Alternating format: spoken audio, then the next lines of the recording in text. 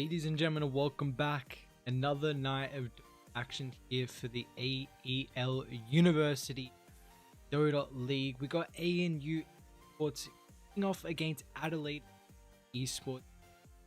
Keep everyone updated. This is a replay. This match is all place where on week 4, I believe.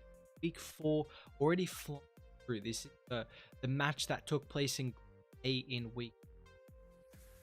Again, wanting to make sure all fans, the viewers, are able to see the beautiful Dota that's able to take place with all the teams can do these replays. Heads up before we do really get started. It's going to be an incredible series with these two teams, which we have also both already seen these two play. So I'm continue to shape up. We are getting us way here, the standings. That's the big factor. I don't want to go through the standings honestly, because it'll probably give away how it's looking, but both these teams currently sitting 2. A bit of a heads up in Group A. We'll go through the standings, of course, at the end, but we do want to give a big shout out to sponsors. Way here. AOC, the best viewing experience. AOC is a global leader in monitor display technology. For more than 50 years, AOC have developed an exceptional viewing experience to millions of loyal customers worldwide. Today, the company offers a wide selection of stylish monitors for home, office, gaming. Chatime, fresh iced tea. Try the new range today at your store. Chatime is the fastest iced tea in Australia. There are over 120 tea breweries with a commitment to quality ingredients and mixing and a flair for innovative flavor combinations to nothing the very best iced. Feed your game with Indomie. Try out any of their flavors today. Indomie noodles are made from carefully selected ingredients, the best quality flour and fresh spices from natural regions of Indonesia, giving it a unique and delicious taste. As a result of Indomie's success, their range is expanded to different products. Lastly, we've got Rig, what it takes to win. Rig develops headsets delivering superior audio for competitive gamers, streamers at all levels. Join the Rig team and your gaming experience. That being said, guys, that's all sponsored. Again, a big shout out to them, as this would not be possible here for another league, Dota AEL University, and we're kicking things off. Again, we should already be underway here. Adelaide Uni Esports taking on ANU Sports here. Continuing on, we've got the best of 2 for the group stages, so we'll see how these teams continue to develop, which is the big factor. Really trying to highlight how these teams are able to adapt and build that chemistry. Like we already brought up, currently sitting pretty well in the group. Top 2 at the moment for ANU and also Adelaide Uni. This should be a pretty exciting series coming in. Remaining. Up to this is the week 3 match, but Radiant team ban. we are technically in week 4 if that makes any sense. But we've got the open already. ANU going for the puck, instantly answered with the Nyx Assassin and the Jakiro. So Adelaide Uni have put a lot of emphasis on making sure they can kind of hinder the puck's performance in the game. This does not look like a very fun at all. Assassin was getting picked up for a while, but definitely started to fall out. It definitely started to fall out of favor, I'd say. But now it's sitting pretty comfortable. So excited to see how the at least the Nyx is going to fare to be able to deal with the puck.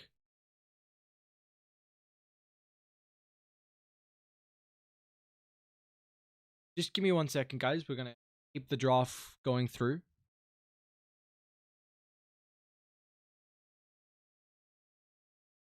Just got some bit of issues here with the audio, unfortunately. For some reason, it's cutting in and out. So hopefully that one's able to sort itself out here. I believe I did fix it, but you always think you fix it, and you always all of a sudden there's just audio issues coming through left, right, and center. But we're still situating with the bands, so at least we're not missing too much in this second phase here. But yeah, like I was saying, I mean, these two heroes from Adelaide Uni, incredible ways to deal with the puck. I always favor any long range form of catch, and I think the Jakira is some hero that provides that. Others are the Bound the Strike from the Monkey King, or the Fissure from the Earthshaker. And of course, the Ice Pass is similar distance as well. And the reasoning is because your puck's incredibly mobile. Yes, these abilities are kind of hard to hit because of the long cast animation that Fissure has, that Ice Pass have as well. But it gives you a different opportunity to be able to find a pickoff on the puck in these side lanes. Jakira can kind of sit in the tree line in the fog and then utilize that long distance that the Ice Path is able to provide to get that initial catch, and that's the issue. Nighttime is usually a big factor in when Jakira can find the puck in the side lanes. And again, the early on at the early levels, the orb, you're not able to be protected for long enough in the phase shift for it to get full distance away from your enemy opposition. So that's where the Ice Pass can kind of come into play as well, where you're still in a decent vicinity where maybe stuns at the medium range wouldn't clip the puck, but the Ice Path actually will. So it's definitely a hero that we don't see too much. So I'm intrigued to see how Adelaide are going to draft with the Jakiro. We see some teams like the Naga Siren as a potential, but that is a very specific hero for specific plays, I would say. But they're going to pick up a Death Prophet here. So flexibility, a lot of tower taking potential from Adelaide Uni. They've got the Jakiro, you've got the Death Prophet. 5 seconds remaining. And a lot of ways to kind of keep the puck locked in place here, which can make it annoying. But the clock's going to get picked up, so nothing like a Rubik. I actually would have liked ANU to go for a Rubik. The great synergy, it's banned out from Adelaide, so never mind. The clock's a great way to get on the Knicks, get on the Jakiro, just disrupt them. You can kind of annoy the Death Prophet as well, if that's your role in a team fight, where you hook in cogs, lock the Death Prophet in a space so another fight can break out away from the Exism, away from the Siphon, and just hiding the DP. But it's instantly answered with the Juggernaut. 5 seconds remaining. So Adelaide having this capability where it's a lot of magical damage at the moment. So the Blade Fury is going to be a big factor. The Healing Ward, Spirit Siphon, tank ability is always super difficult for another team to be able to find those kills. And they don't have the greatest burst potential. Puck early on can provide that, but eventually gets to the stage where it's just a lot of chip damage here for the puck. So that can be a little bit worrying. So we're going to have to see. This is already probably their double support duo from ANU. So they might look for a range to combine with the Clockwork potentially. Trying to see what stands out. The only issue is like a lot of the range off lanes, Furion in particular, you don't want to play versus Jakiro. The lane matchup's really strong for a Jakiro 5. That's usually when you actually pick the hero. So I'm trying to think of any others, but you can't go too magic orientated. They've got ways to initiate fights as well. You need wave clear here in your 3 and probably some BKB pissing stun if you can get that. But I'd say wave clear is definitely the biggest issue right now from ANU. You got two supports that aren't able to deal with that at all. And they're going to go for their core matchup though. So the Monkey versus the Juggernaut. Great synergy with the cogs, the coil to lock them inside the Wukong's command.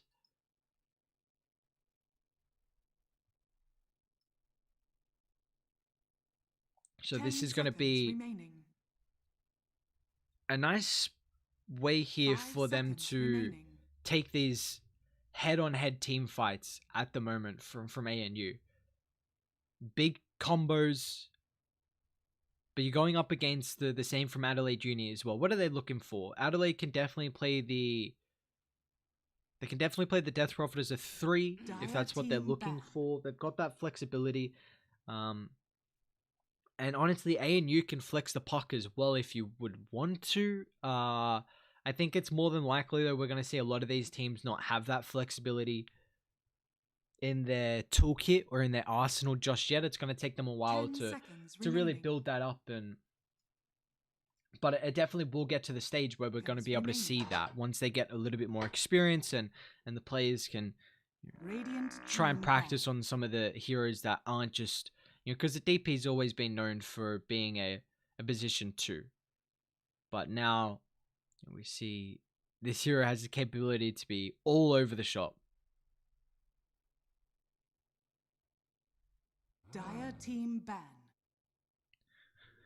What are the last bans that's coming out right now, though? It's going to be a couple crackers. Got the Legion and the Mag getting taken care of, so making sure that there's no steroid here for the Juggernaut, which is always a big factor.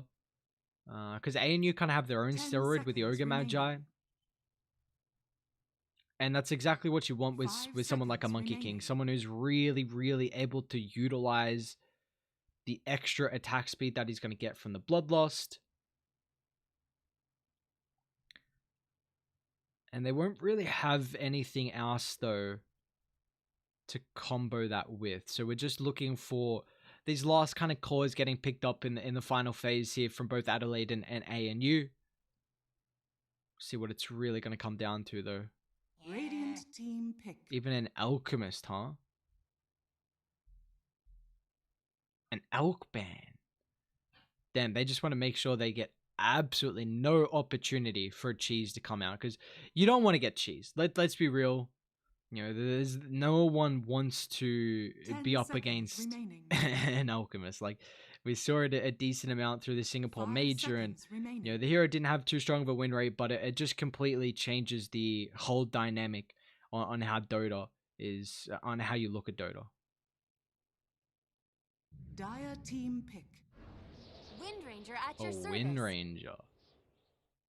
I don't mind it, but I mean, we were saying they were probably looking for ranged to put in the offlane. 10 seconds remaining. If it's a Wind Ranger 3, I feel 5 like it's seconds okay. remaining. Because the Wind Run's going to be really nice in the lane versus the Jug Jakiro. You're combining that up with the Clockwork as well, so that's great synergy to be able to kill a support who just gets put out of place and out of position. Definitely the unconventional offlane that we were expecting here. I mean, it can still be mid as well and put the puck off. I think might be a bit better to have the Wind Ranger off early. But now what are they looking for Adelaide? It's tough going up against the Monkey King lane. I tell you what, they could, let's see. They're gonna on. You may now select your heroes. Yikes. Do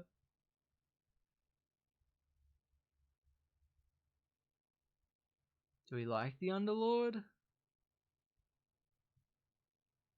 It's Chestnut playing the puck as well, okay. Almost certain he was playing the 3 last time we saw them. Do we like them picking up? I mean, the matchup as the Monkey King is your 4's and Nyx Assassin as well, who's not going to do as much in this lane. I feel like this is a bit of a sack for the Underlord. But it's going to offer them like, they already have so much sustain. The Jug, the DP, now the Underlord with everything he's going to be able to utilize as well. You've got that Atrophy Aura. You're going to be building a lot of extra auras as well, just item wise. So we'll see. We'll see how it's actually going to end up faring here. We will have a quick pause, so might as well get a little bit of water in while I wait. Man, Chestnut real he's eager. He's just telling the boys that the hotkeys need rewiring, reworking, and then we should be ready to rock and roll.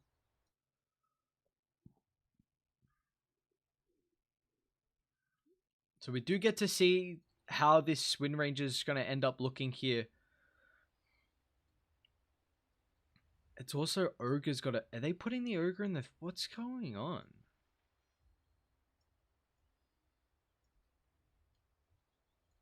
So Chestnut...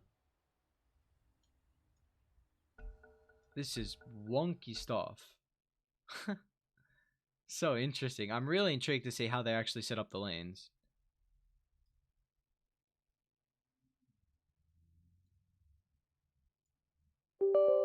Oops.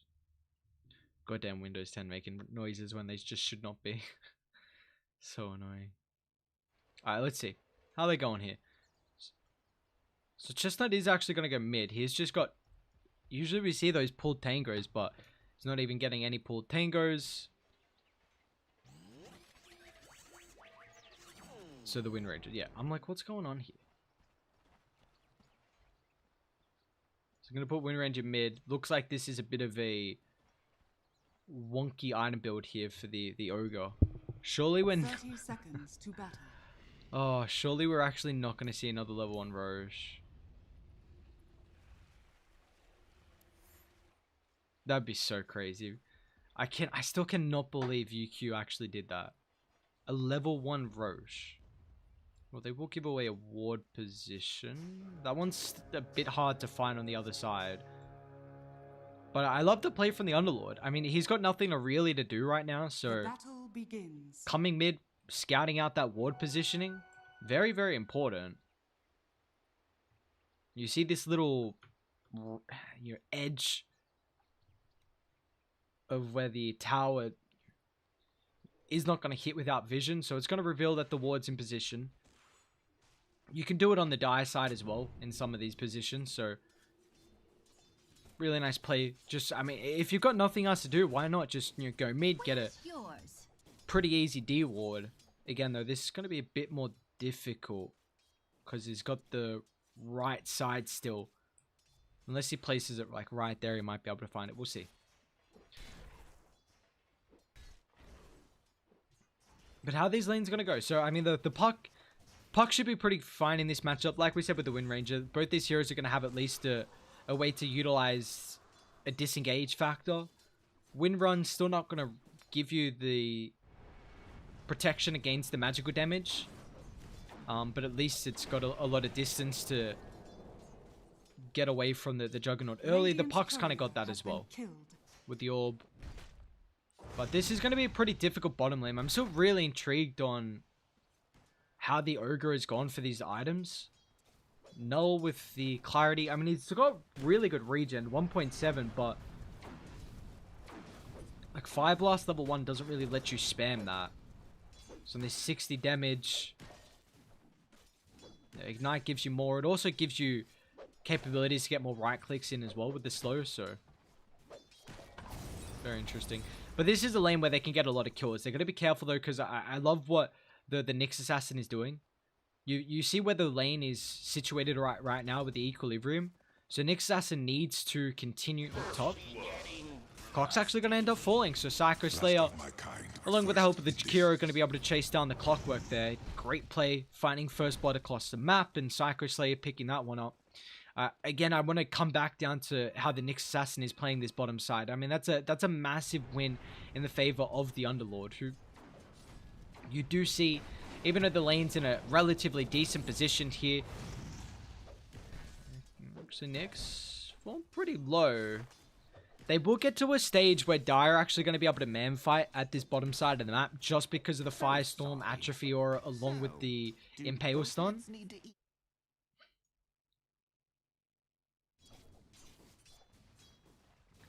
But the fact that they're keeping the creep equilibrium at least on the side of the Underlord is massive, because this is a hero who's not going to have too good of a time versus the Monkey King. So the fact that the Nyx should probably do what he did before again, pull this camp to block the hard. But now they're going to have a small camp to be able to utilize, so. But that's without bottoms looking the moment. We'll continue back to mid as TK up against Clean Coal. See Wind Ranger's capability to be able to trade very efficiently right now. Windrun just doing too much work here. It's also going to be really nice, of course, against that Spirit Siphon, but top lane. This is where the aggression has been so far. The Juggernaut, along with the Jakiro up against the Puck and Clockwork. You know, once Keith picks up level 2 up in the Battery Assault, this should be a little bit better of a time here for Radiant, where they can just put some pressure on. You're not getting what you came for. But until then, we're going to see like it's very difficult to stop the Jug from getting farm. And there's going to be a Jug as well that does not have the added efficiency that is going to be provided here to the Monkey King. You know, the Monkey's got that Bloodlust, but we're going to see them go in. Hero will get brought down. Psycho Slayer still doing a lot of damage with the Blade Fury in a beautiful positioning of this healing ward. Keith is finally going to bring down the ward, but Psycho Slayer has already found the trade of the kill, finding that Puck. He's probably going to have the Jakiro come back and drop some items as well, so the Juggernaut very happy. Unfortunately, didn't get any items brought back, but there's still mangoes and selves that I imagine the Jakiro will give over. So even though he didn't get the chainmail, ain't gonna matter too much there. That's a great start for the Juggernaut. 22 last hits, 2 kills at the moment. You know, definitely a game where we could see the Jug kind of, you know, pop off here with a good start. Intrigued to see how he wants to itemize, if it's going to be, you know, like a Maelstrom build, or if he wants to go for that Battle Fury build. That's a lot of the Chinese position ones put a more emphasis on.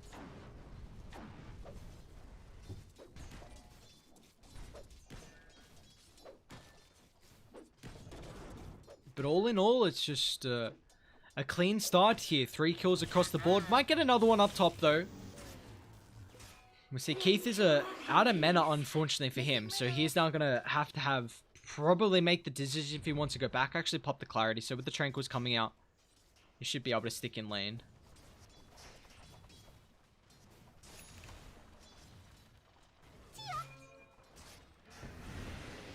Chestnut? They might actually get the Jakiro kill now. Yeah, you see, as soon as he overstepped the mark, Psycho Slayer coming over. Chestnut did commit, so he's going to get punished. Phase shift, one more right click. Cogs actually gets the distance. Another bounce back. It's Chestnut now. I mean, it's actually Keith, the one that's in trouble. Phase boots just picked up, so Psycho Slayer actually wants the kill. And gets the crit on the Puck. And might even be able to find Keith. Phase boots up in a couple seconds here. But that kill with the crit there nets himself a third of the game here for Psycho Slayer. A massive pickup for him. He's now been able to give him, along with his team, a 1,000 net worth lead. And the start is looking incredible for them.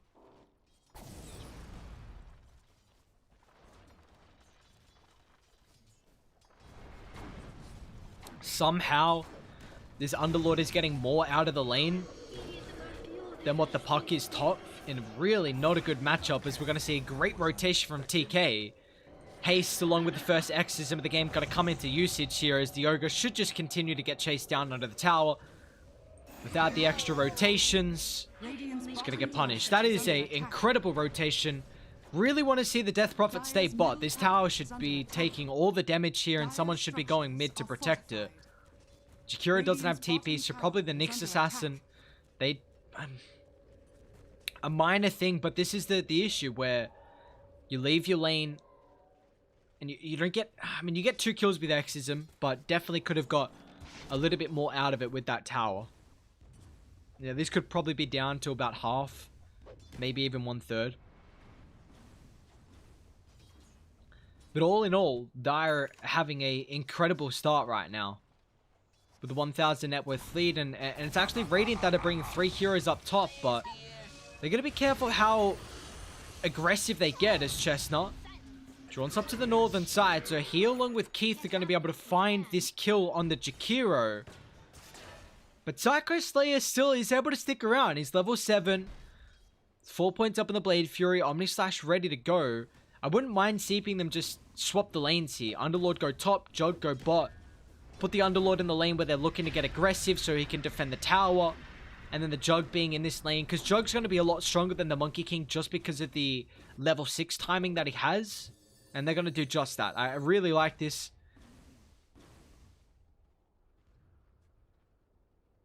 Radiant do have a ward, so this is more than likely going to get scouted out. Yeah, they see him now. So now I'm pretty sure you just TP up top here. Unless he does have ulti, so they may be thinking about bringing some numbers down to protect the bottom tier 1. As Windranger's even sweeping down with 3 mangoes to utilize. But they don't have this long-range catch right now. That's the issue here we're seeing from Radiant.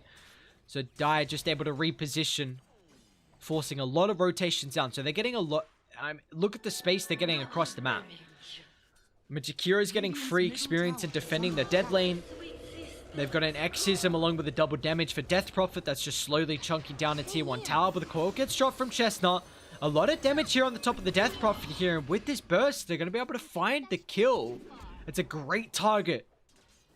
Taking down the Death Prophet, not getting full usage out of the Exorcism. Very happy with that pick off there from Radiant, keeping the tier 1 tower mid alive.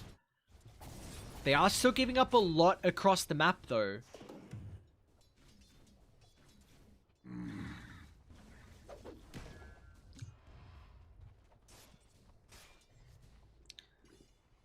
Unleashed should be okay. Looks like they're just coming down to try and contest with the bounties that are about to pop up here in the next couple of seconds. Is Nick 6 as well? No. Radiant's middle tower is under attack. They're gonna give away 2 bounties, but oh, Nyx finds a stun. Klinko should be okay. Win run level 3. But now they've very split up here on Radiant, disconnected in the river. Keith's just going to try and run through in the hopes that the battery assault gives him enough protection to get on the other side of the river, but that's not the case. Still, the Cog's positioning forces the Nyx Assassin to get pushed back to the Wind Ranger. So they're going to trade 1 for 1 here in the river, as the clock and the Nyx will fall. Radiant structures are fortified. And with this quick pick off that Dire been able to pick up, they're going to transition this into a tier 1 tower as well, but they're going to try and burst down the Death Prophet. Wukong's dropped as well as TK will end up falling. They're now going to drop the call on the back line as well. Chikiro leashed in, but it's a Juggernaut that the real target is going to come through here from Radiant. As they find another kill, bringing down the call. They do lose that tier 1 tower when it's all said and done, but finding those 2 kills there on very valuable assets is going to be important for them.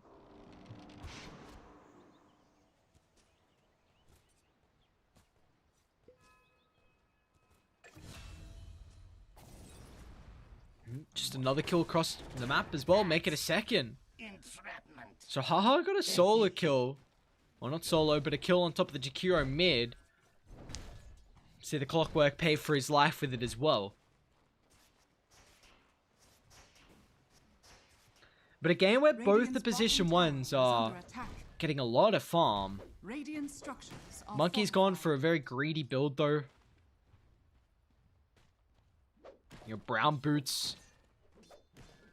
Wand, orb of corrosion into the Battle Fury instantly. But he's doing very well net worth. He's 2-1-1, 68 last hits. He's got the Ogre to buff him up a little bit. Yeah, this is a hero that farms really fast with your abilities, so having the Void Stone is going to be pretty impactful here. So maybe that's something to keep in mind. Just because you're maxing out your Primal Spring. This is your farming item. Your farming ability, I should say. Getting the Broom Hand was very nice for him. So yeah, putting a lot more points in that. And also getting a Clarity Void Stone is actually going to increase his farm exponentially. And we see for the Juggernaut, he himself is also going straight into the Battle Fury. But this is more of an early aggressive item build that we see from Psycho Slayer. It's gone for the Phase Boots, Wraith Band, Wand. No, just a second. Dumper. Unleashed. Boundless Strike Sun is actually going to allow for the rest of the Radiant to sweep on over and just find the kill on top of the Underlord with ease. They do get a big Courier kill though. So the Monkey King's going to lose. I think that was his broadsword along with the Claymore. So that's a lot of his net worth now actually just taken away here from the Monkey King, which he's not going to be too happy about. We might have a fight breakout around top, but they've got to be careful here from Radiant, because TK actually doesn't have the exorcism up for another 40 seconds, so Dire not really in a position where they feel too confident with taking a fight, but they're still posturing very aggressively. With the core now getting wasted, Dire, let's see if they can reposition. Chestnut on the backline, but even Haha is wrapping on through. Nice boundless. They want to try and bring down the Jakiro to side, and they will be able to do so successfully. And now leading on top of the backline, but the Omni Slash, a lot of damage. TK, Dual Scepter up in the air, but looks like Clean Cole sticks onto his target. And Mayhem's even able to find another kill on top of the Underlord with that Fire Blast. So 3-4 from Dire. And they don't even lose anyone right now from Radiant. A great fight in their favor.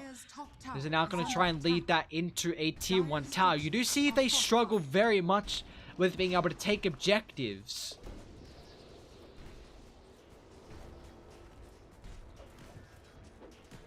But you love to see the fact that the Monkey King's able to get involved in these fights, even knowing that the Monkey King lost a lot of his net worth in that courier. So he's still getting involved, getting some experience. You're playing with the team. But these two position 1s are going to be incredibly close to hitting the Battle Fury at an identical timing. The net worth looking immensely even,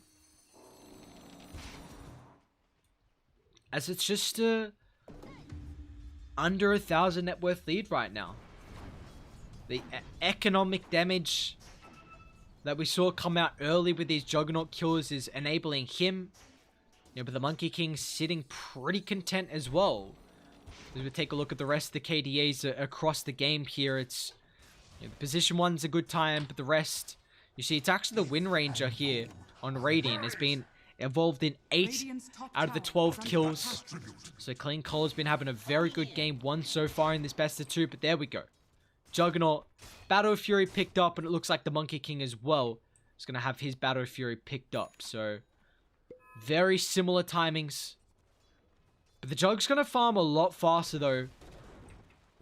Lane, they don't have the damage with just the Jakiro. They need extra help, and they're not going to get it. Yeah, these... I mean, take a look. The thing is though, is that Monkey's going to get enabled because of the... One, the stack, but also the blood loss. Like, I really want to... Oh, no, that's a big... You got to have at least 1 point blood loss. Like, this is why you pick the hero, pretty much. You pick him for his laning factor. And also just your steroid for your 1s.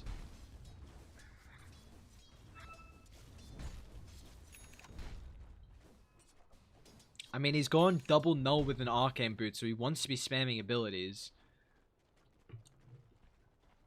But, yeah, not having Bloodlust. Let's see if he gets at level 9. I think you have to get at level 9. One more creep and we'll find out. We did see Chestnut also pick up a Blink Dagger. So this is... Oh, I really don't like that. He's now going to get it at level 11. More than likely, because he'll go for that 10 talent. But, yeah, we do see Chestnut now with the Blink. So, Boots of Travel along with the Blink for Chestnut. He's pretty farmed. About 1,300 gold ahead of the Underlord, sitting very close to the position to Death Prophet for TK, who started well with the Death Prophet, but... Oh, Monkey. They've actually been able to catch him out with the ward on the higher ground, but a nice coil counter initiation from Chestnut, the own rebuttal, coming through from Radiant, trying to defend the tier 1 tower. They're bringing the numbers with a hookshot forward. Clockwork's actually going to be falling here underneath the Macro Power, and now with the Omni Slash as well. The creep's taking up a lot of the slashes.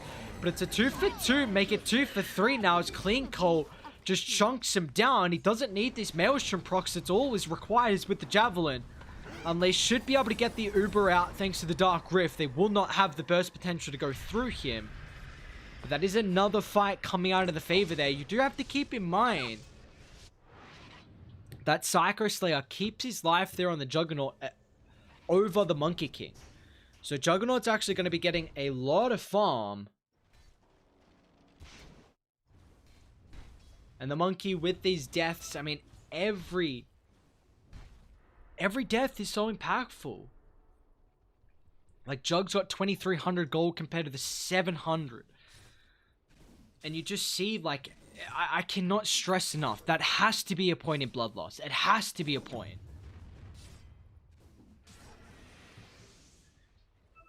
You know, it's... And you see those little cost-effective items that the Juggernaut had as well.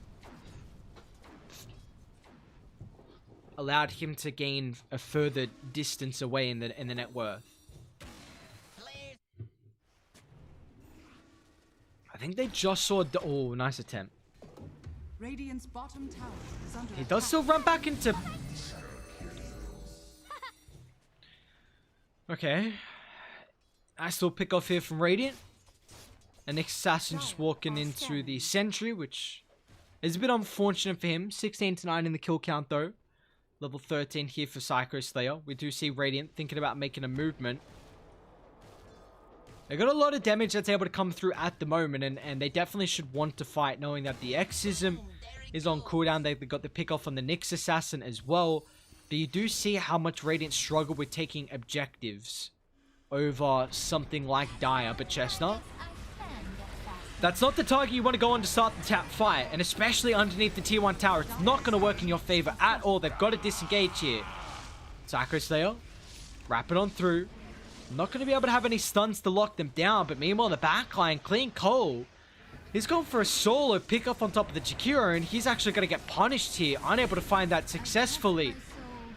And you see Unleashed, along with the Dire Boy, is going to be able to connect and find the Wind Ranger. A bit of a mistake with how over-aggressive he wanted to get. Going to continue to see Dire controlling this tier 1 tower mid, which is such a valuable objective to control the map.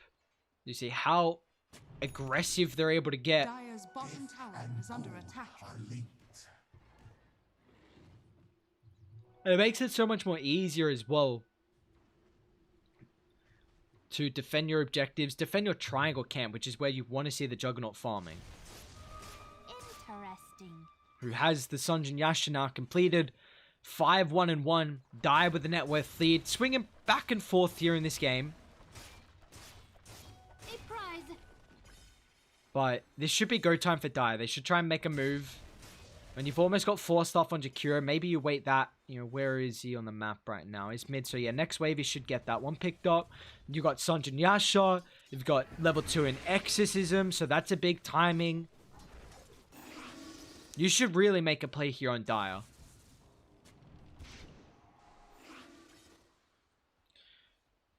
You know, the next big objective for them is going to be this tier 2 tower down bot.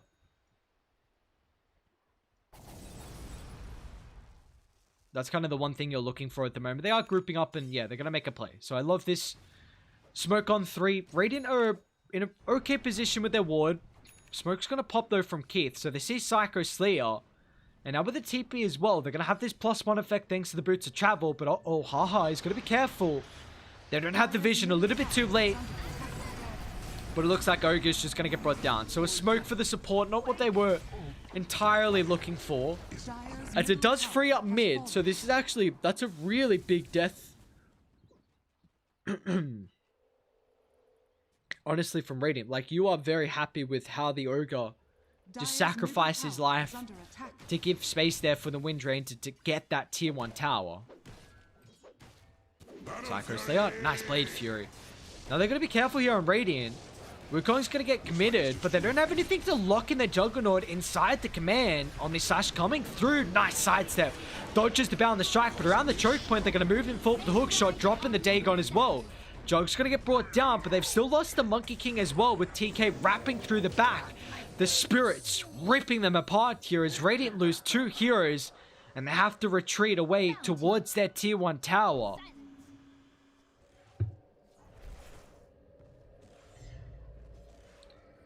A great fight going in their favor. You do see them losing the Juggernaut, which is not something they were really hoping for, considering how strong of a game 1 performance that the Jug has been having. But he's still top of the net worth, and at least you get the kill on the Monkey King as well. So it's not like the Monkey King is getting too much extra across the map.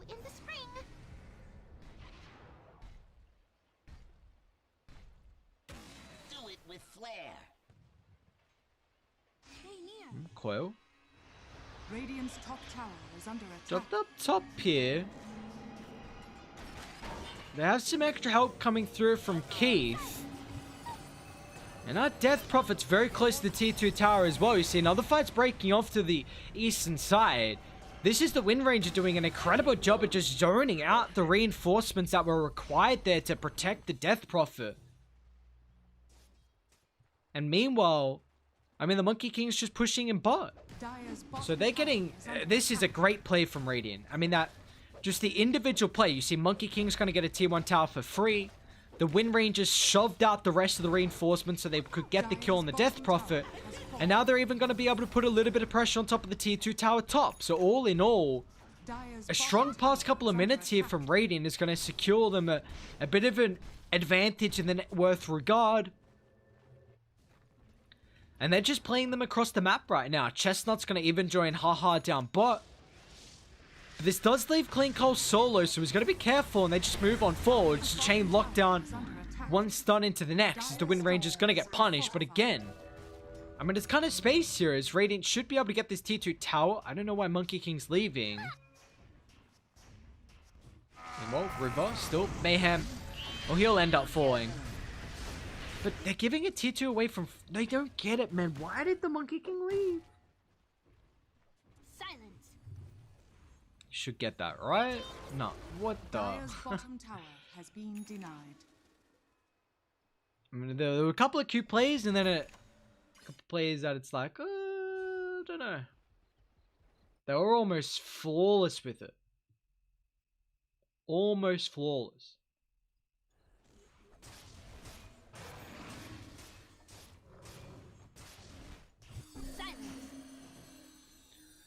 What is the monkey going after the act? Okay, he's going BKB. He could honestly get away with BKB. He might need... He needs an armor item, I think. This'll come in handy. Does he? BKB against DP is actually really good, even though the X-ism's physical. Like, the Spirit Siphon is the big factor, honestly, that the BKB prevents. Not piercing magic immunity really gets rid of a lot of his sustainability. Chestnut actually might get brought down here. Oh my god, he committed. Nice attempt. They're still wrapping through. They're going to be careful. They group up the Ravage. 3-man Impale, Ice Pass, Macropie, everything dropped. Puck's going to end up falling. Radiant's middle tower is under attack. They almost get the clip on the Wind Ranger there, but what a 3-man stun. Holy. Top tower is under attack. Exactly what you want to see there from the next assassin. They might get another kill as well, as Wind Ranger sticking around for a little bit too long, as Clean Cole's going to get punished. Can they get any objectives out of it? They can definitely walk in Roche if they want to. Firestorm, Exorcism, along with the Juggernaut, which is very good Roche taking potential already. Dire's middle tower is under attack.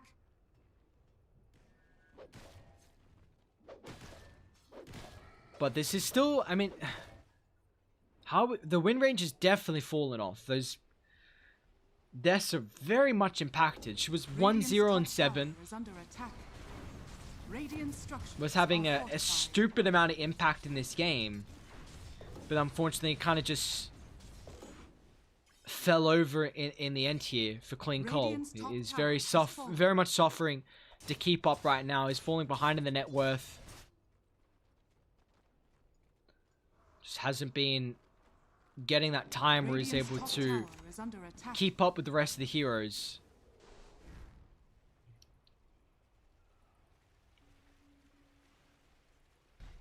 He could still very much be a nuisance though. Like, don't get me wrong, this is going to be a hero that's going to be very difficult for Dire to deal with. There's Psycho Slayer, level 20's got that Blade Fury DPS.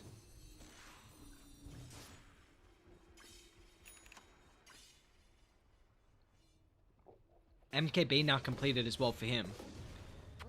So the evasion that you're going to get 100% from the Wind Run now going to be taken, you know, at least 75% of that is nulled out. So big item getting picked up here from the Juggernaut. And we see that he's just been able to keep up in farm. I mean, Monkey King, he's not bloodlusted. Like that. Ogre is playing his own game right now. And this is not how it should be looking for the monkey.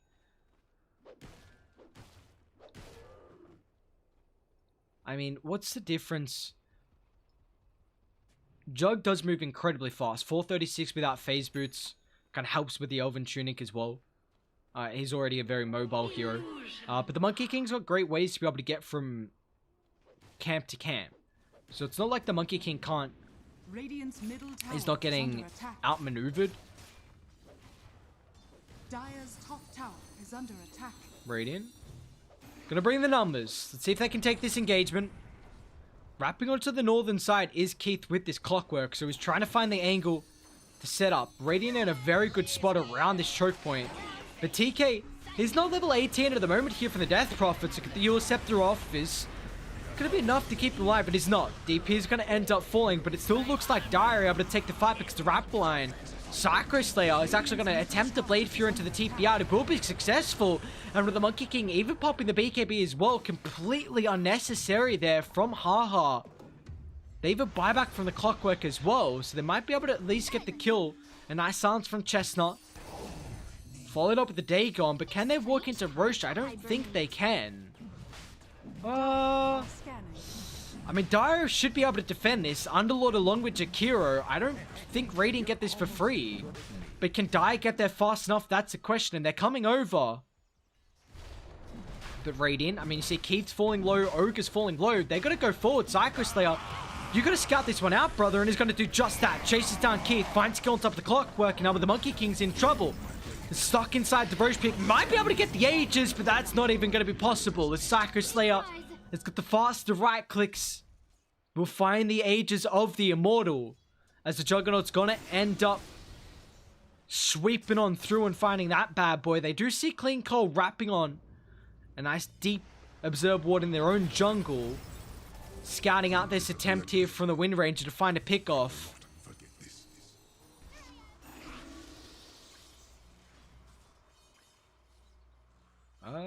Oh, he's got Ags now. Mine. Selfish.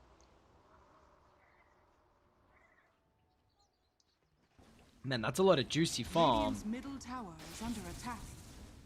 Oh my lord. Look at that. Radiant structures are He did miss a fortified. lot, actually. Radiant's middle tower is under attack. What? He's getting so unlucky with those Maelstrom procs. Oh.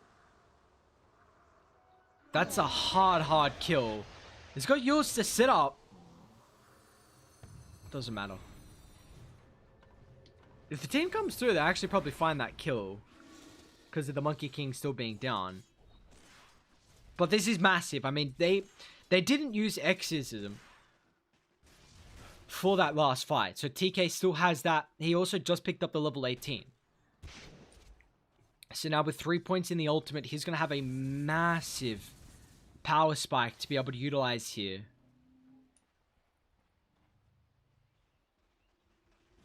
A big opportunity for TK, along with Dire, to now start to claim these objectives, as they already saw that Radiant lift up the tier 2 tower mid in response to the aggression. So now it's just going to leave bottom open for them to be able to move on forward as a team and claim that tower. They're probably going to look to try and shove in mid and then link up together once again as a team. This creep wave should be... you need to get this creep wave pushed in, because now with it hitting tier 2 tower mid, tier 2 tower top as well, Radiant have two creep waves hitting towers here, so it gives them a lot more space to play across the map. They're not worried at all, because there are no capabilities to make a play right now from Dire. So you see they've got to deal with the waves. So until they push mid in, then they can actually think about making a movement, or at least putting some pressure on objectives, and they're going to do just that. Now they've got 2 waves in their favor, so they're able to walk down mid. They also have a big swing in power spike as well, with the items getting picked up. Although you don't want to feed courier off the courier. Please don't get 3. What the? That's actually... I mean, they don't care. They're laughing up from the high ground. As Cock's going to try and hookshot forward, but he's stuck in a really awkward position. Swift slash. Just the first usage right now. Haha's going to try and drop the Wukongs. There's great boundless strike, but where's the extra lockdown to lock him in place here? The Death Prophet falling low. But the Juggernaut's just able to clean up the backline here from Radiant. He has to juke down to the southern side, getting out of the bottom set of objectives. They're going to try and Uber away. They can actually disrupt that ultimate. Oh, they could have found more there. They actually leave the Juggernaut who wants the man fight. Psycho Slayer, he needs help and he needs it now. They're coming on forward thanks to the Boots of Travel along with the Outpost Control. TK along with the Nick Sass is going to be able to join them, but Slayer, he's still got this Aegis to be able to utilize. Now with the Scepter sets up for the Impale, so they're kind the kill on top of the Wind Ranger. That's a dieback here for Clean Coal. And now that reset from the Underlord actually still working in their favor. The Outpost TP potential along with the Boots of Travel from the Death Prophet, bringing the numbers back after they were able to get the regen. Radiant's middle barracks has fallen. And they're going to be able to find the melee racks mid. And they're looking to try and find the bottom set of objectives as well. Seals doesn't get the jaunt away. Now the viewers should be able to set up for the root here. Park, oh no, can he get the blink? He can. Chestnut, but he's still in trouble. Sans prevents the phase shift. They should be able to chase him down. And ticking away so we cannot get the blink. But it looks like, meanwhile, rest of Radiant, Keith along with Mayhem, at least forcing them to not continue to find the Park. But it will not matter as a full set of racks are going to get claimed down bot. Whoa, Chestnut? Very nicely done. Keith's going to move in forward. I mean, Monkey King is back alive. But you've got to be careful how far you want to commit. Coil on 2. Monkey King's root at the moment is unable to jump in until the last second. Now with the Dark Rift away, they've got the damage. Oh, yes, they do. Dagon along with the Jingu stacks, they're able to bring down the Death Prophet as well, so 4 will end up dropping.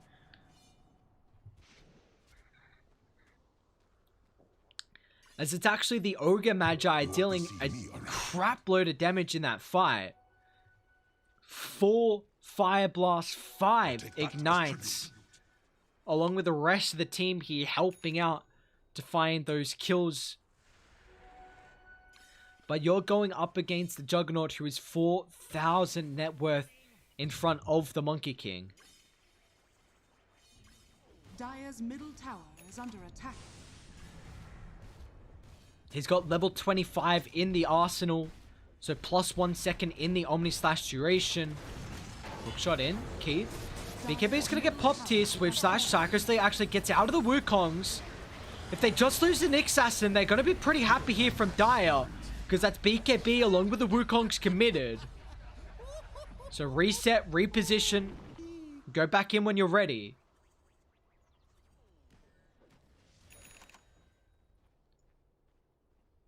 Double tomes? No parts. Damn, he's going to be a high level. That should honestly get him pretty close to 18. Do you give that to the monkey? He'll be alright. You can only use 1. Isn't there a cooldown? Wasn't there like a stupid cooldown? They obviously got rid of that. Okay. Do they give him a second? They do. So he's 18 now. So 0.25 extra in the stun. Damage goes up by 100. Cast range by 500, which is a big thing. And the cooldown by 15 getting reduced. Incoming. Honestly, it's a big one.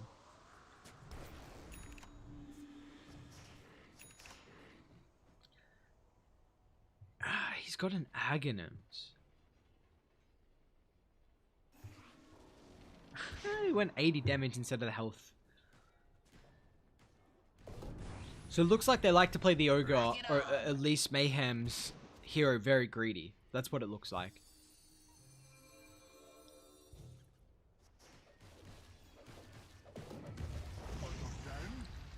I mean, especially with the starting build was super greedy. How he's played this entire game has been greedy, but all in all, I mean, now the Ogre has got a lot of net worth to utilize. You see he's about 2k ahead A little under 2k, but ahead of the position for Nyx Assassin, who's got great items though. Yule, Spirit Vessel, working on a 4-staff, all these items to get out of Cogs, get out of the Shackles, Chain Lockdown, the Wukong's Command, which is a big one, which once you get 25, then they're ready to fight.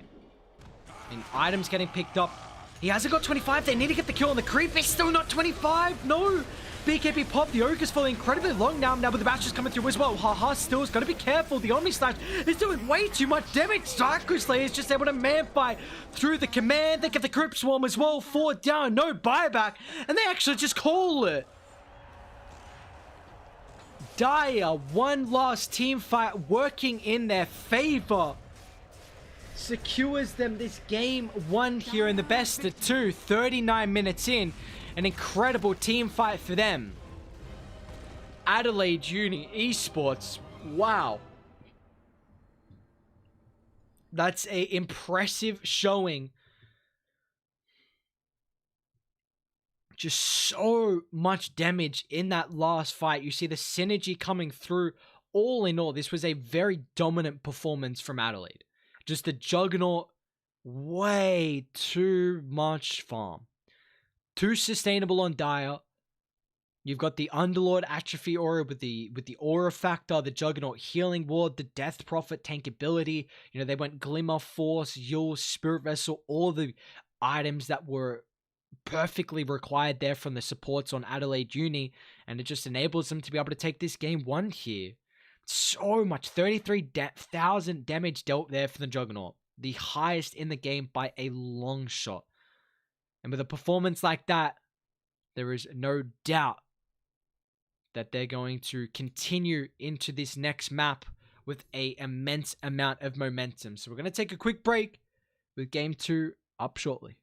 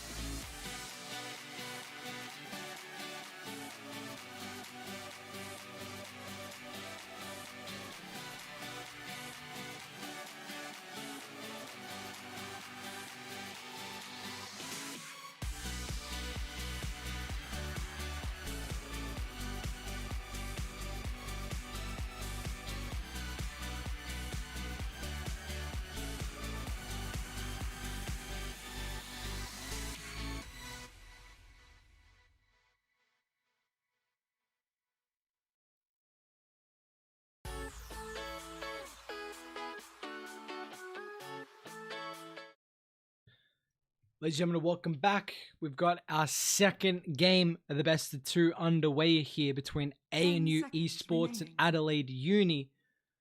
We saw Adelaide, quite the performance from them in game one, to say the least. I mean, was overall dominant, and it was able to net them a massive advantage here into this best of two. You know, like we were highlighting, these are two teams that are looking incredibly strong. You know, they're currently sitting either side or in the top two of Group A. So just showing that these boys are, you're able to put in work when it comes to maps and the play style. We're once again going to see a pretty similar draw coming through from Adelaide Uni though. Jakiro with a Nyx Assassin. Again, the instant answer with the puck, the dazzle from ANU, and we're even getting to see a Nature's Prophet. So it's actually fascinating that ANU picked the Furion into the Jakiro. Again, we highlighted that Jakiro is one of the few supports that actually has ways to... One, is a great laner versus the Furion, can get rid of a lot of his laning stage prowess. And also as the game goes on, then you've got great ways to be able to cancel a long TP with the Ice Path. You've got ways to protect the lanes because of your lane shoving potential. So all in all, like a great hero versus the Furion. So I'm kind of intrigued that ANU picked it up. I think it's more than likely that they want to put the Nature's Prophet away from the Jakiro lane. But now with the Timbersaw, this does put a bit of an issue into the draft here, as we see ANU. They don't have the greatest way to deal with the Timber right now. And even an Earthshaker getting picked up as well. So this is just some extra lockdown from afar to help out. They might, like they picked the Earthshaker. I don't...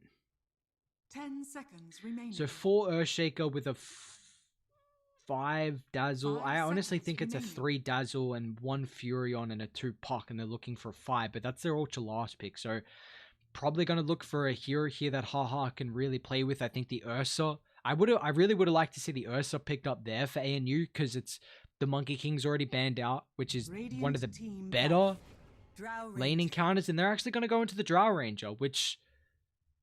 This is a very difficult game for a Drow. You've got a Furion, which can TP anywhere. You're going to have a Puck Coil, which against heroes that are very reliant on your positioning is not something you want. Earthshaker's, Fissure is annoying. He's going to be a hero with a blink to be able to get on top of you.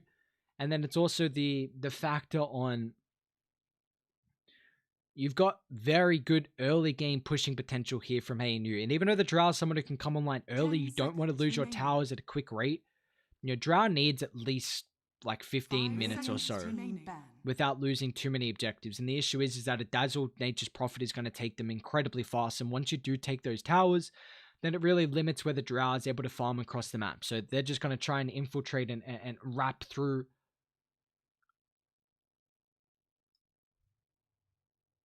Try and get into the triangle camp, which is the big one.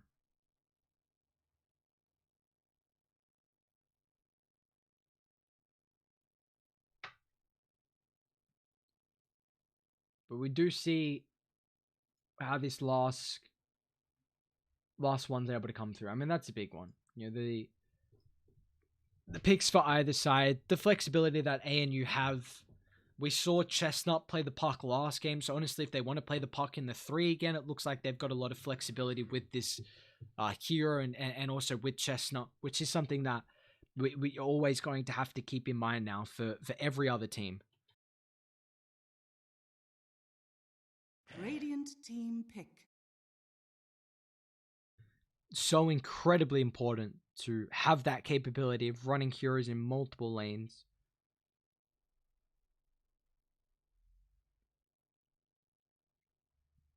We saw it last game. I mean, we're more than likely going to see it this game as well here if Chestnut does pick up the puck.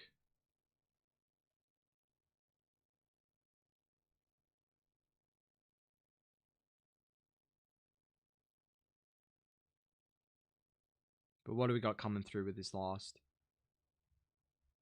It's going to be... Again, we saw how impactful the Monkey King, the Juggernaut were in that game one. So just looking for these position ones. We already see the Adelaide Uni one, so now looking for the ANU one to show the impact. And they're actually going to pick up a Void Spirit here. So there's been a hero that's against the puck matchup, can be back and forth. You know, Silence Coil, very annoying versus the Void Spirit, but the Void Spirit is one of the few heroes that actually has a way to lock in the puck. 10 seconds remaining. You'll 5 set up for the seconds Remnant remaining. is a great opportunity. It does Choose get your hero. the Anti-Mage left in through here. Once again, Chestnut's going to play it, and it's actually a Fury on mid.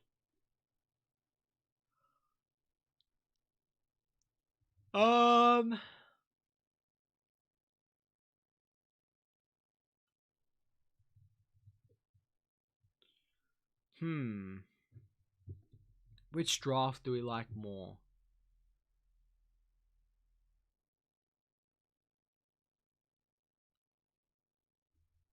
I mean, it's not a bad AM game. I'm worried that you might get run over.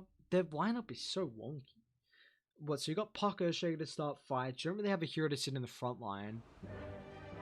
But you got ways to take objectives, which is the big issue. You got ways to start team fights and engagements and find pickoffs, which is good for the Anti-Mage. Because that's a hero who just wants to be farming as much as possible. But, you know, we don't really see a lot of Anti-Mages actually work out. You know, this is a hero that's incredibly slow. Prepare for battle. He's going to be laning up versus the Timber as well. Or do they... Are they going to put the Drow in that matchup? Which I honestly do not mind at all. If they aggro try. Nyx Jakiro with the Drow. What are you going to be going up against? Anti-Mage, Dazzle, and Earthshaker. I mean, Earthshaker's not the strongest in tries. So that might be a little worrying. Like, I really don't like Earthshaker at all in tries.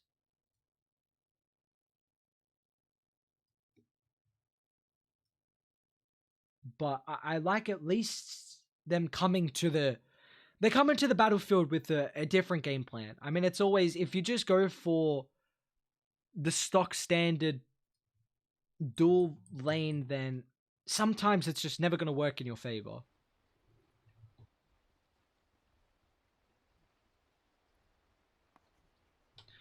Sometimes there's just too many matchups that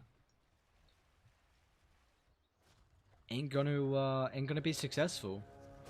Timber's gotta be really careful. Timber should die here. And he will. First blood gonna get picked up. Chestnut will claim it. Once again, a good start here. Puck finding first blood.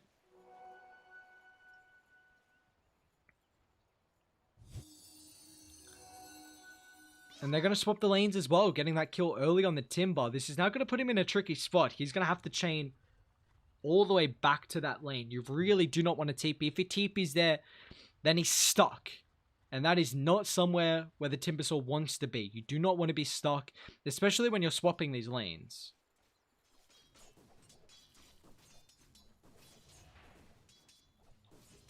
So now let's see that the Anti-Mage is bot. Let's see how they want to continue with the setup here. They're holding the tri-lane at the moment from Radiant.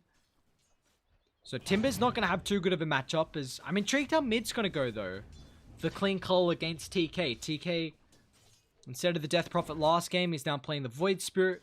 Instead of the Wind Ranger, is on the Fury on here for Clean Cull. You know, at least TK is going to get a lot of physical absorption with the Resonant Pulse.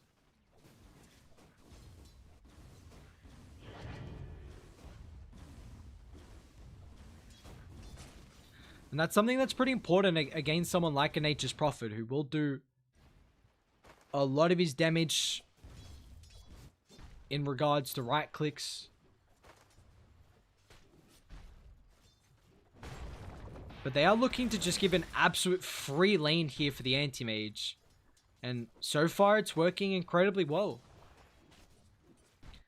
mean, you take a look at the boys on Radiant. They're pretty happy with this. Psycho Slayer on a bit of a different hero this game. Had an incredible game 1 on the Jog. Is now going to be on the Drow Ranger, which is, yeah, a different pace of play here. So we'll see how his versatility is going to end up coming out for Adelaide. As they're going to bring the tri-lane up against the boys on ANU. So head on head is now going to put the puck solo versus the Drow Ranger, which they've got to be pretty happy about, honestly. But I want to see the AM getting a little bit more aggressive against the Timber. He should not have much mana at all. Use their resources early to burn the Timber's resources and get rid of his capability to be aggressive. Because now Radiant have a big advantage in this lane. It's shoving out so they can reset the creep equilibrium with a hard camp pull. And again, the Earthshaker is very, very weak in the lane. See, Keith has not got much mana at all. Drow might just get solo killed top. Chestnut, phase shift's about to come back up, and now with the multi-shot, Drow Ranger finds a solo. That would have been massive if Psycho died there, because he would have lost a full wave plus an extra range creep as well. So now Psycho Slayer's going to get... He has to be happy. If he missed that, then wowee, that would have been very sad. Got a lot of the last hits as well, so... I mean, Corey's coming through. It's going to be Selv. Man, look at all of that. Radiant's courier has That's been actually killed. so much for the Drow. And you got to keep in mind, Puck got first blood as well, so... Was looking like a pretty good start for the Puck.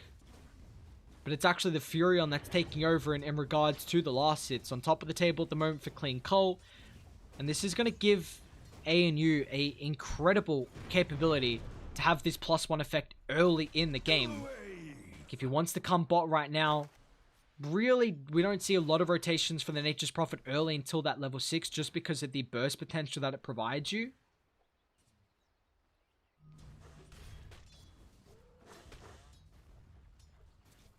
But you want to try and take towers as early as possible against the Timbersaw, because he's only going to get stronger as he gets levels. And even that first, tanky item as well. Timber's a hero that is very reliant on being put in front of objectives and keeping them alive for as long as possible and forcing the enemy team to bring too many numbers to bring him down. And then you've got the rest of the map for your cores to play as TK. I mean, that's big that they brought the Void Spirit low before the Bounty Rune, so TK unable to really contest it. He probably could have if he pop haste and, 2 bottle charges. And you're going to see now with the Wrath of Nature. They trade a 1-for-1, but the Wrath of Nature kill actually gets the Void Spirit here in the mid lane. So Clean Cole is going to have a solo time to be able to get to work. Dealing a little bit of damage on the tier 1, and it's mainly a lot of creeps that the Void Spirit's losing. And now Psycho Slayer, he's actually gone through all the... Oh, bit off the mark. Did they cancel the TP? TK, massive rotation. They actually bring him down. Wasn't sure if they're going to be able to get the kill fast enough, but they were definitely in the nick of time with the TP from the Void Spirit. My path leads to But so far, the lanes are going incredibly smooth for Dire. I mean, they've got this net worth lead. The Drow's got a minimal amount of last hits. So is the Timber. Honestly, so is the Void Spirit as well. So this is looking scary in that regard for Adelaide.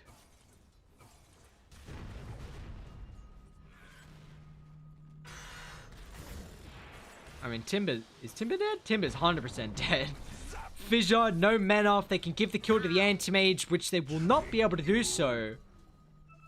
You want to try and funnel absolutely every gold that the Anti-Mage can get. This is a hero who needs that Battle Fury at such a quick rate. Once he's able to get that, then you do see... Oh no, the Wrath of... I was saying about just funneling all the farm they could for the AM, and then the Wrath of Nature comes through to claim the kill, but... Clean Cole still with the help of Chestnut getting another kill, and this is what we're speaking about for the Drow Ranger. It's not Too hot of a game. You do not want to go up against these heroes. And unfortunately, he's in a matchup where he's forced to do so. Radiant's top tower is under attack. Denied. Mayhem loves his double null. Dark light. Absolutely loves the double null. He's a fiend for it. You reckon he goes Midas? I wouldn't be surprised. Although he didn't go Midas on Ogre, so... You know, Dazzle and Ogre feel like some of the... If you're gonna be... Oh my... If you're gonna be a greedy boy, there's some of the supports to do it on. But it's a 2,000 net worth lead. I mean, Furion's got such an advantage right now in the net worth. Double null, treads completed, as Jakira's gonna feed away his life. Another good start here for Haha. 33 last hits, 1-0 and 1. Really want to see Clean Cole come down bot. They're just going to look for another kill top instead. Whoa! Feel nature's wrath. They need a tower. I don't care where they get it. Get a kill into an objective. Like, you get that kill, 4 points up in your nature's call. This tier 1 should fall. Radiant's top tower is under attack. And like, Radiant can't do nothing. Timber can't solo. Nick's pretty... I mean, you got 380 movement speed without Radiant's your ultimate. top tower has fallen. It's a bit awkward to make plays. It's really all on the Void Spirit at the moment. But we've seen the Void Spirit's very much suffered throughout the laning stage against the Nature's Prophet. Clean Cole's had such a good laning matchup that, you know, TK to come back needs to find these pickoffs. But, you know, going to a lot of lanes, that the Drow lane is now useless to gank. You know, it's pretty much just reactionary TPs to bot. But the issue is that the Timber hasn't been solo. Like, you're level 5 right now on a Timber at 850 into the game. You want to be 2 levels higher than that. This is a hero who's very reliant on getting babysit for the first minute or two, for at least the first 2 minutes, I'll say. And then after that, when you've got solo experience, you want to play by yourself with high points in reactive armor and unable to get killed. I mean, Chestnut's even taking a fat stack away. Should be able to get it.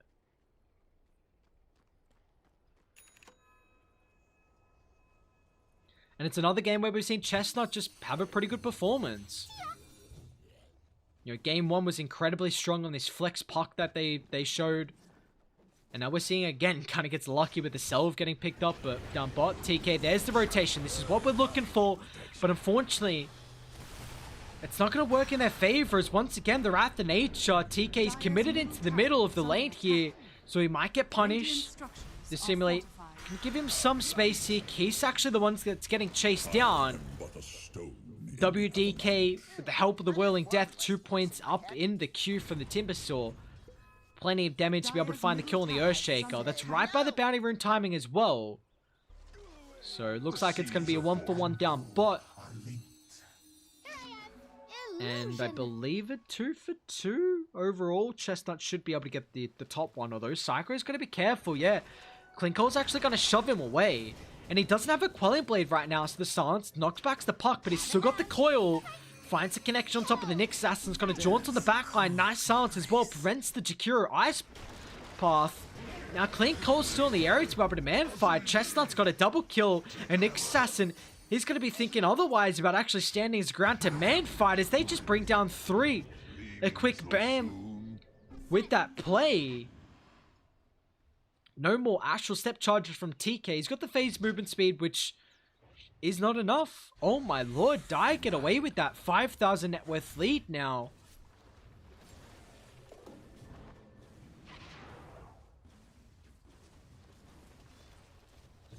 I mean, Psycho Slay's just Wrath of Nature. It's gonna tick on through. Or will it? That looks like he didn't get hit. I mean, I'm just so worried right now for Adelaide. It's all on Void Spirit. This game is all on Void Spirit.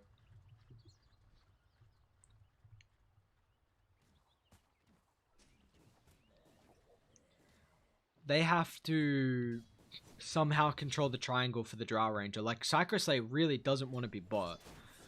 That's the next objective that Dire want to take. And when your Timbersaw isn't able to stand in front of the next objective, you know that either it's not a good Timbersaw game. TK, Mana Void, not enough. Now they're going to turn.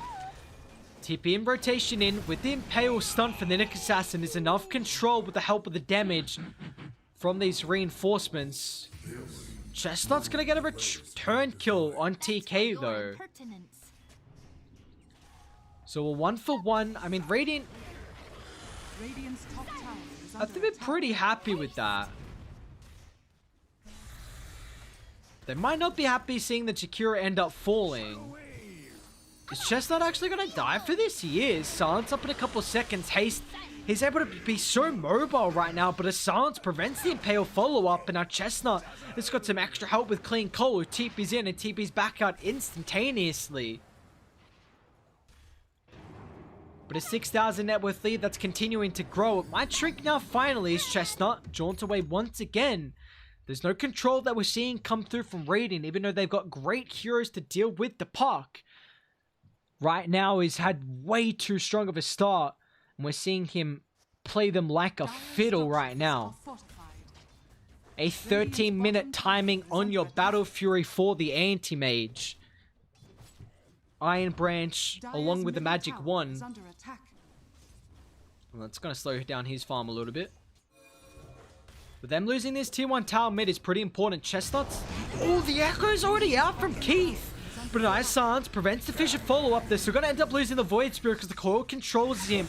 So we can't get the Dissimulate or the Astral step away. But the rest of Dire, they want to continue to move on forward aggressively as the Chikiro is slowed and brought down thanks to the Orb. And our Tip is going to be pretty careful as well with his positioning. Dire have got a lot of damage right now to play with.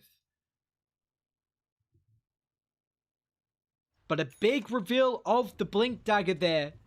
Keith dropping the Echo.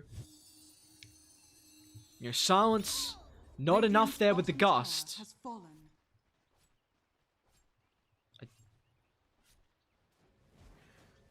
Is this enough damage? I don't think it is. Not if you miss the stun. Furion, TP, one more right click. Oh my god, so close. And now Chestnut has already got the blink picked up. Wrath the Nature, Furion, he wants to return the favor with the aggression. Double kill for the puck in this game. It's looking pretty much over. I do not see how they're able to come back in this one. Timber has got out of his strongest stage of the game, pretty much. I mean, the Anti-Mage is... This is an incredible Anti-Mage game.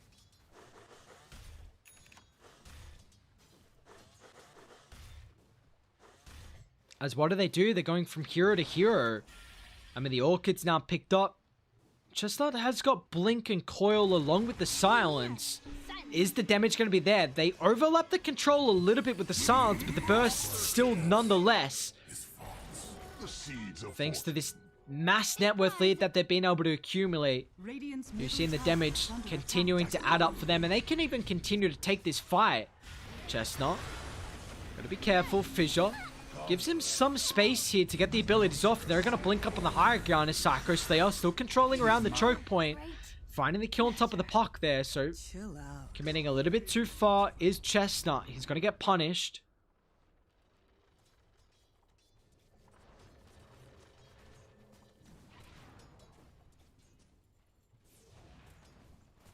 But you still see that the issue is Anti-Mage free farming this game, which you take a look at to the other team's position 1.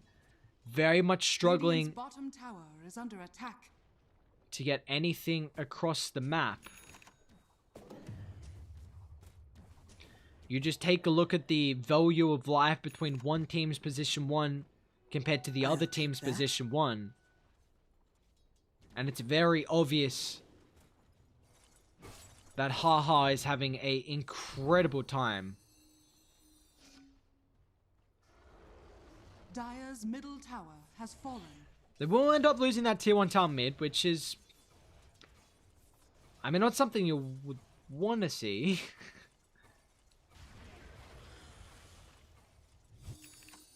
But I don't know. This is a tricky one.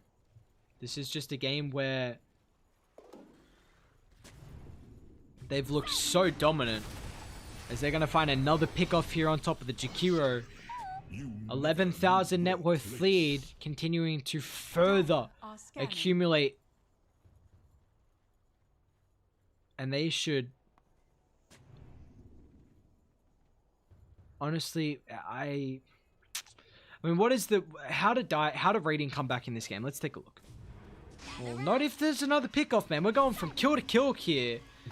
And Dire, they can just join with all these early items. You see the capability to take these team fights. Keith drops the Echo on 2. And they're all going to end up falling. It's a double for Clean Cole.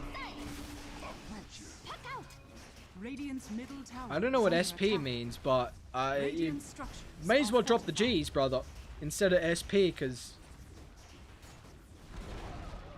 Radiant's middle tower has fallen. Chestnut, along with Clean Cole, going to be able to find the Void Spear on top of the backline. He's got an illusion, so it gets rid of the awkward silence factor. Man, the Nyx Assassin is still level 6.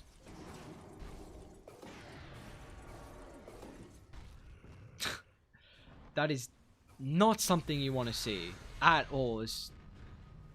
Well, Timber's trying to go head-to-head versus Keith, but it's a level 10 Timber at 18 minutes into the game. You're not tanky and at the stage of what you should be as a Timber Saw, as Jakiro is going to end up falling. Timber unable to get some distance as Haha is able to blink in straight on top of the Drow Ranger as well, but a quick use of that Grave keeps the Anti-Mage alive as the rest of Dire able to jump on forward and find a couple more kills to add to their overwhelming kill count that they already have. 25-7, a 16,000 net worth lead at 19 minutes into the game. And it's a 99% win probability that we have here in our second game.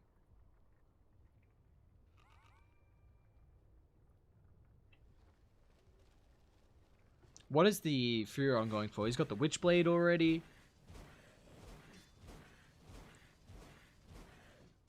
Radiant's top tower is under attack. Yeah, he's chunking him down. I mean, he's already got the Hyperstone if he wants it. Love the wards from Dai. So aggressive. Like, so aggressive. This ward... I mean, very difficult to get rid of with how far away it is from the high ground. Another ward that's getting protected from Keith. They're doing a great job to keep their wards alive. And they should even be able to come on over and trade a couple kills here. They don't have that tier 1, which is a big factor. Keith as well, actually. Blink's still up on the high ground. So Timber's going to be able to close the Dithens. Keith, if he wants to TP out, it's going to be a little bit too late now. Radiant is still sweeping on through. But the lack of stuns that we see...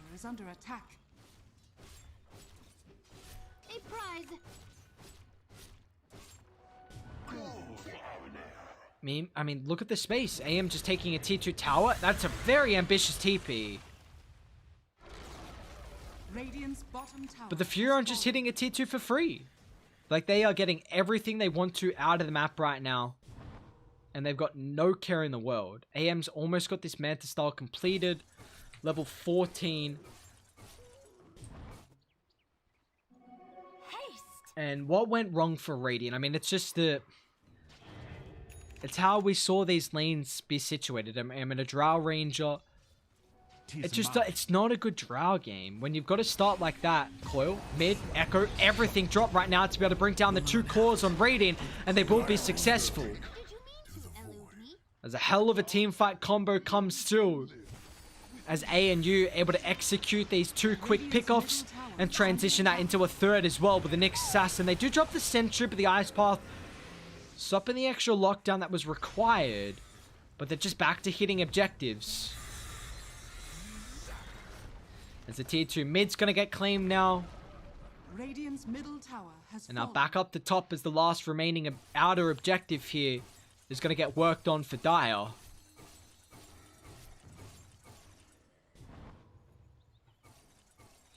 Another game where we see Chestnut pop off as well. If any teams are, keeping an eye on ANU, they should be aware now that Chestnut has got an incredible capability to be able to play this puck at a high level in the off lane. And we've seen that from game 1. We've seen that in game 2 now as well.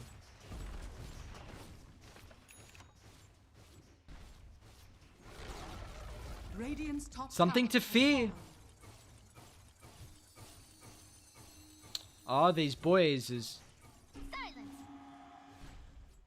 just lane to lane they go. With this DD, they should be able to Roche. Double damage. And that they do. An easy one for them to take, and I mean, do we reckon it's going to be 100% after Roche gets picked up? What do we reckon? More than likely?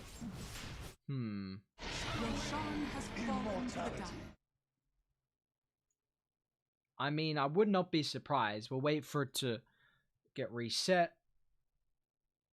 Not reset, but update. It's 100, yeah. Dota Plus saying no chance, my guys.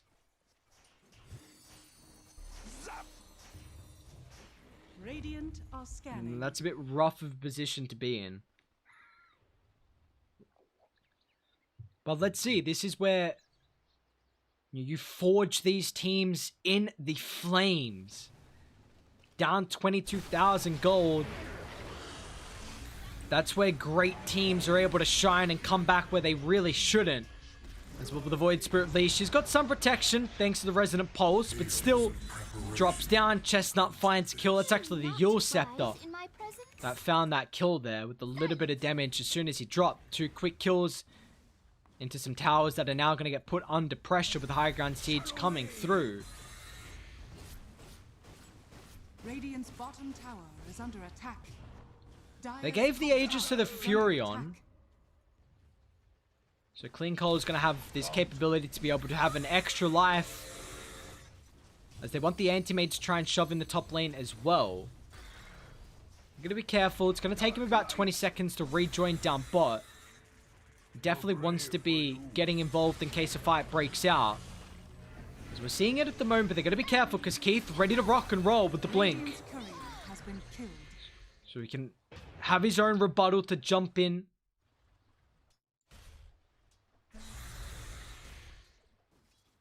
But even TK got to be careful. He's overstepped way too far up. There's Dire Observer Ward scouting him out right now. And now they get the Orchid as well. Drow Ranger out of position and out of his health pool as well. Punish Keith. Follows up forward with the Echo Slam. They're going to try and buy back here for the Drow Ranger. Clean Cold protect for a little while. With this Grave, he's still going to end up losing the first life. But meanwhile, the Anti-Mage is taking down the objectives at the top side of the map here. So they're going to be careful. If they don't win this fight, you're going to end up losing a lot of objectives for not getting any kills out of it. Timber's going to buy back and try and defend up top.